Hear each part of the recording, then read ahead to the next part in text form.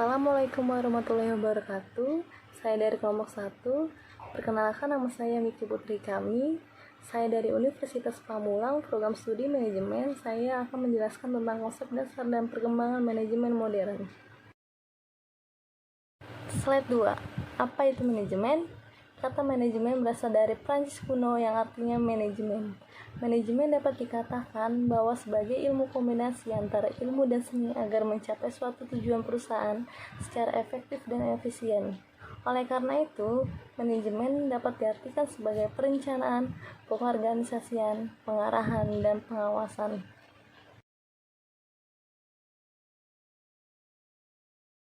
Slide 3. Perkembangan awal teori manajemen. Ada dua tokoh manajemen yang mengawali manajemen ilmiah, yaitu Robert dan Charles. Robert Owen pada permulaan 1800 seorang manajer beberapa pabrik di pemantalan di New Lanark, Skotlandia, menekankan pentingnya unsur manusia dalam produksi. Dia juga memperbaiki kondisi dalam kerja, seperti pengurangan hari kerja standar, pembatasan anak di bawah umur yang bekerja, membangun perumahan bagi karyawan, dan mengoperasikan toko yang menjual dengan harga murah.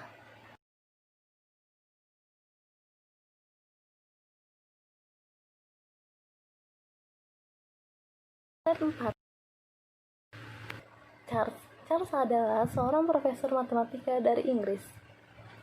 Ia mencurahkan banyak waktunya untuk membuat operasi-operasi pabrik agar lebih efisien, dan ia juga percaya prinsip-prinsip ilmiah akan menaikkan produktivitas dan menurunkan biaya. 5. Proses perkembangan teori manajemen. Perkembangan manajemen terus berkembang dapat dilihat dari sisi, yaitu 1. Ada dominan. Dominan adalah aliran yang muncul karena adanya aliran yang lain. Yang kedua ada divergensi, yaitu di mana ketiga aliran masing-masing berkembang sendiri-sendiri tanpa pandangan aliran lainnya. Yang ketiga ada konvergensi, yaitu menampilkan aliran dalam bentuk yang sama sehingga batas antara aliran lain menjadi kabur. Perkembangan ini tidak seimbang karena masih terlibat bentuk dominan yang satu dari yang lain. 4. Sintesis, berupa pengembangan menyeluruh yang lebih bersifat integrasi dari aliran-aliran seperti yang kemudian tampil dalam pendekatan sistem dan kontingensi. Kelima, proliferasi, yaitu merupakan bentuk perkembangan teori manajemen dengan munculnya teori-teori manajemen yang baru yang memusatkan perhatian kepada satu permasalahan manajemen tertentu.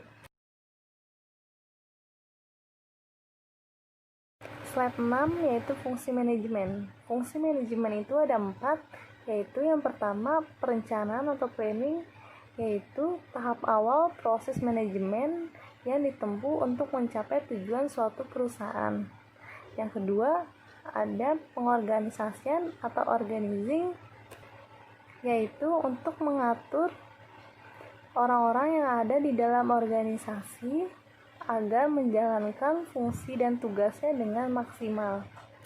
Yang ketiga, ada penggerakan atau actuating, yaitu menggerakkan orang-orang yang ada di dalam organisasi supaya bertanggung jawab pada tugasnya yang telah dibebankan.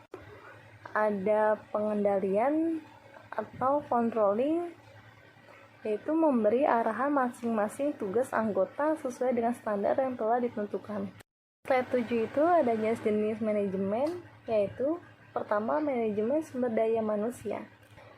Manajemen sumber daya manusia disebut juga dengan manajemen SDM, yang mempunyai fungsi untuk mendapatkan sumber daya manusia untuk menjalankan atau bisnis yang sedang dijalankan, serta bagaimana mengatur sumber daya terbaik yang telah dipilih tersebut untuk bekerja sama dan memastikan SDM telah bekerja dengan keyakinan penuh. Kedua, ada manajemen operasional. Manajemen operasional yaitu menghasilkan suatu produk yang telah ditentukan dengan standar. Produk yang dihasilkan memenuhi keinginan konsumen yang beragam dan tidak meninggalkan pemakaian teknik produksi yang efisien. Ketiga, ada manajemen pemasaran. Manajemen pemasaran memiliki fungsi yaitu mengupayakan dan mempelajari serta mengidentifikasi kebutuhan konsumen. Di dalamnya juga sangat perlu untuk menganalisa kebutuhan produk agar pesaing dapat mencapai target dengan maksimal. 8 yaitu struktur manajemen. Ada beberapa faktor struktur manajemen yaitu 1. Strategi organisasi untuk mencapai tujuan. Kedua, teknologi yang digunakan. Ketiga, anggota atau karyawan dan orang-orang yang terlibat dalam organisasi. Yang keempat yaitu ukuran organisasi, besarnya organisasi secara keseluruhan. Slide 9. Prinsip-prinsip manajemen. Prinsip manajemen ada 14 yaitu pembagian kerja. Yang kedua, kekuasaan dan tanggung jawab. Yang ketiga, disiplin. Keempat, kesatuan perintah. Yang kelima, kesatuan arah. Yang keenam, kepentingan individu harus dibawa kepentingan. Yang ketujuh, pembayaran upah. Yang ke-8, pemuasan. Ke-9, rantai skalar. Yang ke-10, tata tertib. Yang ke-11, keadilan. Ke-12, kestabilitas pegawai. Yang ke-13, inisiatif. Yang ke-14, jiwa kesatuan. Slide 10 yaitu unsur-unsur struktur organisasi manajemen, yaitu 1. Spesialisasi kegiatan berkenaan dengan spesifikasi tugas-tugas individual dan kelompok kerja dalam organisasi dan penyatuan tugas-tugas tersebut menjadi satuan-satuan kerja. 2. Standarisasi kegiatan, yaitu merupakan prosedur-prosedur yang telah terlaksana kegiatan seperti yang telah direncanakan. Yang ketiga, koordinasi kegiatan merupakan menunjukkan prosedur-prosedur yang mengintegrasikan fungsi-fungsi satuan-satuan kerja dalam organisasi. Di situ ada elemen-elemen prinsip manajemen.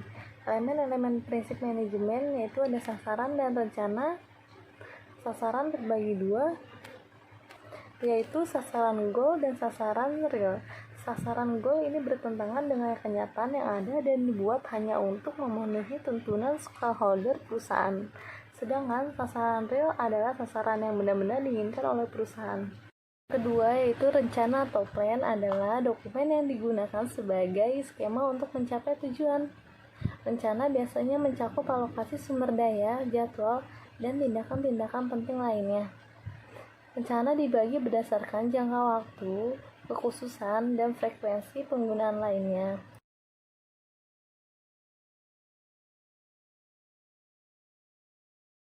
Kedua, ada pendekatan keperilakuan.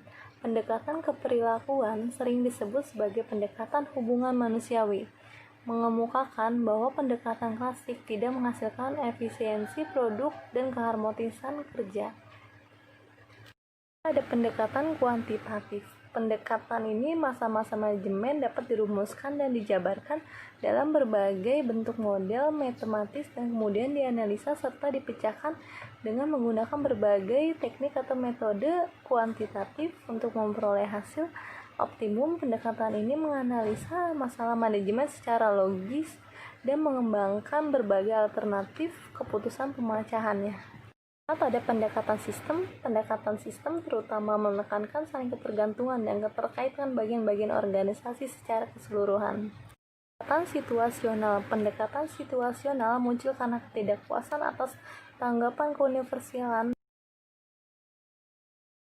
Slide 13. Pada dasarnya manajemen itu penting karena 1.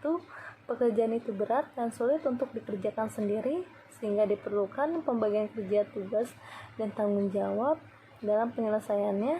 Yang kedua, perusahaan akan dapat berhasil baik jika manajemen diterapkan dengan baik. Yang ketiga, manajemen menetapkan tujuan dan usaha untuk mewujudkan dengan memanfaatkan 6N dalam proses manajemen tersebut. Yang keempat, manajemen mengakibatkan pencapaian tujuan secara teratur. Yang kelima, manajemen merupakan suatu pedoman pikiran dan tindakan. 14. Kelebihan dan kelemahan manajemen. Kelebihan manajemen: 1. Penganggaran modal. 2. Perencanaan produk. Ketiga, manajemen persediaan. Keempat, penjadwalan. Kelima, metode antrian. Keenam, transportasi. Kelemahan dari manajemen yaitu konsep manajemen modern sulit dipahami karena perhitungannya yang sangat sulit.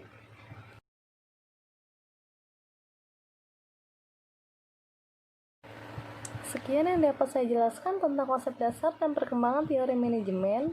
Semoga ilmu yang saya dapat sampaikan bermanfaat bagi kalian. Kurang lebihnya mohon maaf. Assalamualaikum warahmatullahi wabarakatuh.